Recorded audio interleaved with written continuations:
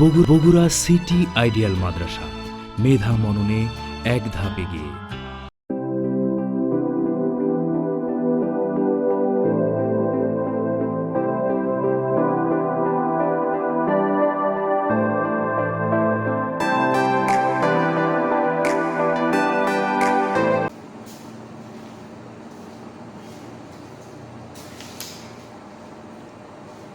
আসসালামু আলাইকুম ওয়া রাহমাতুল্লাহ। প্রিয় প্রথম শ্রেণীর শিক্ষার্থীবৃন্দ, আজকে আবারও চলে এসেছি তোমাদের বাংলা ক্লাস নিতে। তো আমি দেখো আজকে তোমাদের সামনে বাংলা ক্লাস থেকে আলোচনা করতে চলে এসেছি। আজকে তোমাদের বাংলা বিষয়ের লেকচার নাম্বার 19। তো 19 নাম্বার লেকচারে আমি তোমাদের সাথে আলোচনা করব বিপরীত শব্দ নিয়ে। বিপরীত শব্দ লেখো, এরকম প্রশ্ন থাকবে। তো তোমরা যদি তোমাদের বাংলা যে শিশুদের বাংলা পড়া বই আছে, অর্থাৎ বাংলা তোমাদের মন যেটা লেখা আছে, এই বইটি বের করো। এখানে তোমরা দেখতে পাবে পৃষ্ঠা নাম্বার 30। 30 নাম্বার পৃষ্ঠায় দেওয়া আছে এসো বিপরীত শব্দগুলো শিখি। এসো বিপরীত শব্দগুলো শিখি। তো যেহেতু তোমাদের একটা পরীক্ষা হয়ে গেছে অলরেডি, অর্থাৎ ফার্স্ট সেমিস্টার পরীক্ষা, সুতরাং এখন তোমরা চলছো দ্বিতীয় সেমিস্টার পরীক্ষার প্রস্তুতি নিতে। তো দ্বিতীয় সেমিস্টার পরীক্ষায় তোমাদের আছে এখানকার যে ডান পাশে যে লাইনটা রয়েছে, এই লাইনের প্রশ্ন। তো তোমাদের লিখতে হবে কিভাবে আমি দেখিয়ে দিচ্ছি। আমরা প্রশ্ন করব বিপরীত শব্দ লেখো। বিপরীত শব্দ লেখো। তো বিপরীত শব্দ হচ্ছে উল্টা শব্দ। আমি যেটা লিখে দিব এখানে পড়ে, অর্থাৎ প্রশ্নে যেটা বলো না কেন তোমরা, আমি প্রশ্নে যেটা লিখবো তার বিপরীত শব্দ তোমাদেরকে না লিখে লিখতে হবে। তো এটাই তোমাদের বইয়ে দেওয়া আছে। তো এখানে যে কয়টা দেওয়া আছে এই কয়টা পড়লে তোমাদের জন্য হয়ে যাবে। যেমন দেখো আমি বইগুলো লিখে দিচ্ছি। তো আমাদের দোষ থেকে পড়তে হবে। যেমন আমি দিলাম দোষ। এই দোষ পরীক্ষার প্রশ্নে থাকবে, তোমাদেরকে দেখে লিখতে পারবে তোমরা। তো তোমাদের যেটা লিখতে হবে গুণটা না লিখে লিখতে হবে। গুণ লিখতে হবে না লিখে। তো দোষের উল্টা কি হয়? দোষের উল্টা হয় গুণ। দোষ গুণ এভাবে করতে হবে। এরপরে আছে ইতর।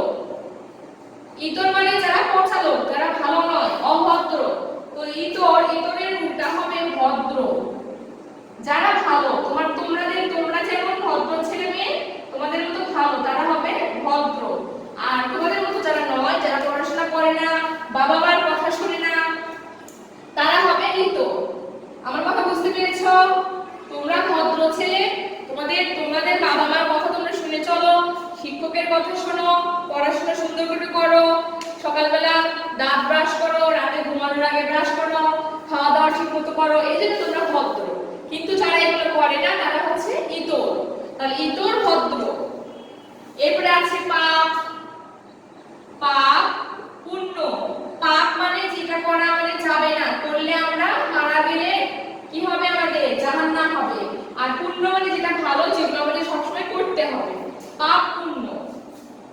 এরপরে আছে অর্থ। অর্থ অনর্থ। অর্থ অনর্থ।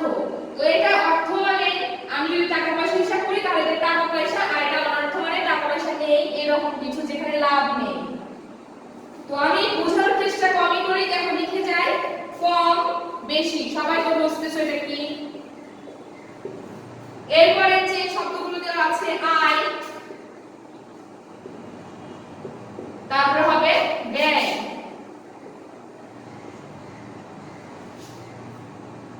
এরপরে দেওয়া আছে উত্তম, অধম, দুর্বল, সবল, বন্ধু, শত্রু, হারা, জেতা। হারা জেতা। খেলায় হারিয়ে গেছো অথবা জিতে গেছো। জয়, পরাজয়। আমি এবার আরেকবার লিখি। এরপরে আছে চেনা। চেনা অচেনা,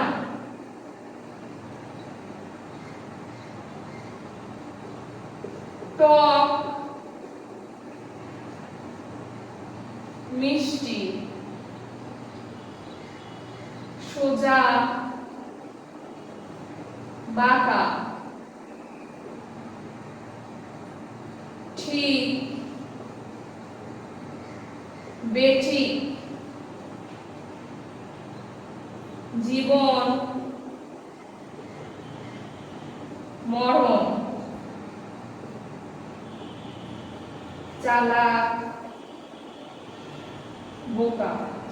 দেখো এখানে আমি সবগুলো শব্দ লিখেছি, অর্থাৎ তোমাদের বইয়ে যেগুলো দেওয়া আছে এই শব্দগুলো তোমাদের পড়তে হবে। এই শব্দ সবগুলো আমি এখানে লিখে দিয়েছি। তো তোমরা যদি বইটিকে তাকাও, বইয়ের ডান পাশে যেটা দেওয়া আছে, অর্থাৎ ডান হাতের যে পাশ রয়েছে, ডান পাশে যেগুলো দেওয়া আছে এই শব্দগুলো আমি লিখেছি। তো এখানে দেখো প্রথমে দেওয়া আছে দোষ, তো তার উল্টা হবে গুণ, দোষ গুণ। অর্থ বলা যাবে না, এগুলো কিন্তু অর্থ নয়, এগুলো বিপরীত শব্দ। তো আমি যেভাবে বলছি তোমাদেরকে এভাবে বলে মুখস্থ করতে হবে। দোষ গুণ, দোষ গুণ। ইতর ভদ্র, ইতর ভদ্র, পাপ পুণ্য। অর্থ অনর্থ, অর্থ অনর্থ, কম বেশি। তো বোর্ডের আমাদের সবচেয়ে বাম পাশে যে লাইন ছিল এটা আমি বলেছি, এখন বলবো আমি মাঝের লাইনটি। বোর্ডের দিকে সবাই লক্ষ্য রাখো এবং দেখো আমি আবারও বলছি, দোষ গুণ, ইতর ভদ্র, পাপ পুণ্য, অর্থ অনর্থ, কম বেশি। এরপর মাঝেগুলো বলছি, মাঝে দেওয়া আছে আয় ব্যয়, উত্তম অধম, দুর্বল সবল, বন্ধু শত্রু, হারা জেতা, জয় পরাজয়। আবারও রিপিট করছি মাঝের লাইন, আয় ব্যয়, উত্তম অধম, দুর্বল সবল, বন্ধু শত্রু, হারা জেতা, জয় পরাজয়। এরপর চলে আসছি আমি একেবারে শেষ পর্যায়ে, চেনা অচেনা, টক মিষ্টি, সোজা বাঁকা, ঠিক বেঠিক, জীবন মরণ, চালাক বোকা। এই হচ্ছে আমাদের বিপরীত শব্দ, অর্থাৎ শব্দ যেগুলো আছে সেগুলোর বিপরীত অর্থ তোমাদের লিখতে হবে। তো আমি বোর্ডে যেভাবে লিখেছি তোমাদের এভাবেই শব্দগুলো উঠিয়ে নিয়ে তারপরে বিপরীতগুলো মুখস্থ লিখতে হবে। এই ছিল আমাদের এই বইয়ে পড়া। এখন আমি চলে যাব বাংলা বোর্ড বইয়ে। তো বাংলা বোর্ড বইয়ে একটি হোমওয়ার্ক দিব আমি। হোমওয়ার্কটি অনেক ভালো লাগবে তোমাদের, এটা এখানে আমি জাস্ট একবার বলবো, তোমরা বাসায় এটা মুখস্থ করে নেবে। চলে যাচ্ছি বাংলা বোর্ড বইয়ে। তোমরা এখন বোর্ড বই খুলবে, তো আমি এখানে পেজ নাম্বার উল্লেখ করে দিচ্ছি।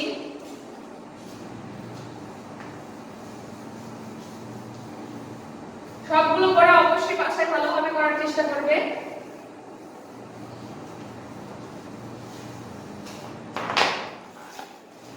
বোর্ড বইয়ে পাঠ 30, পৃষ্ঠা নাম্বার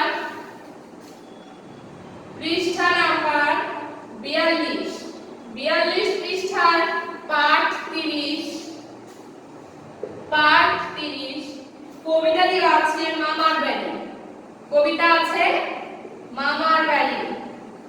অনেকেরই ভালোভাবে মুখস্থ আছে ছোটবেলা থেকেই, তারপরে এটা ভালোভাবে পড়তে হবে, কেন লিখতে হবে এখন তোমাদের। তো কবির নাম অবশ্যই তুমি নিচে লিখবে। কবির নাম কিন্তু অনেকেই না লিখে শুধু লিখে যায়, তাহলে কিন্তু সে নাম্বার পাবে না, আমি আগেই বলে দিলাম। জসিমউদ্দিন কবির নাম। এরপর থেকে তোমরা লেখা এখান থেকে শুরু করে যাবে। তো অবশ্যই কবির নাম লিখতে হবে, কবির নাম না লিখলে হবে না। এটা আমি হোমওয়ার্ক দিলাম, তোমরা এটা মুখস্থ করে নেবে। তো দেখো এখানে কোথায় কমা আছে, কোথায় দাঁড়িয়ে আছে, এগুলোর দিকে তোমাদের লক্ষ্য রাখতে হবে, রেখে ভালো করে লিখতে হবে। যদিও সবারই মোটামুটি মুখস্থ আছে, তারপরেও দাড়ি কমা লাইন কোনো কিছু যদি বই থেকে কিছু পরিবর্তন হয় তাহলে কিন্তু নাম্বার কেটে যাবে, এটা মাথায় রাখবে। প্রথম লাইনে দুইটা কমা আছে, দ্বিতীয় লাইনে একটা কমা, তৃতীয় লাইনে কিছুই নেই, চতুর্থ লাইনে আছে দাড়ি। তো কোথায় কোন লাইন কোথায় শেষ হয়েছে এবং কোথায় যে আমাদের কি চিহ্ন দিতে হবে অবশ্যই সেটা দিয়ে রাখবে, নইলে কিন্তু নাম্বার পাওয়া যাবে না। আমি একবার পড়ে শোনাচ্ছি। আই ছেলেরা আই মেয়েরা ফুল তুলিতে যাই, ফুলের মালা গলায় দিয়ে মামার বাড়ি যাই। ঝড়ের দিনে মামার দেশে আম কুড়োতে সুখ, পাকা জামের শাখায় উঠি রঙিন করি মুখ। অবশ্যই মুখস্থ ভালো করে করবে এবং বারবার লেখার প্র্যাকটিস করবে। লেখার প্র্যাকটিস না করলে কিন্তু অবশ্যই তোমাদের ভুল হওয়ার সম্ভাবনা থাকে, সুতরাং গুরুত্ব দিয়ে পড়ার চেষ্টা করবে। তো আজকের ক্লাস আমি এখানে শেষ করছি। সবাই ভালো থাকো, সুস্থ থাকো। যেই পড়াগুলো নিয়ে আলোচনা করেছি অবশ্যই বাসায় মনোযোগ দিয়ে এই পড়াগুলো তৈরি করার চেষ্টা করো। আজকের মতো বিদায় নিচ্ছি। আল্লাহ হাফেজ।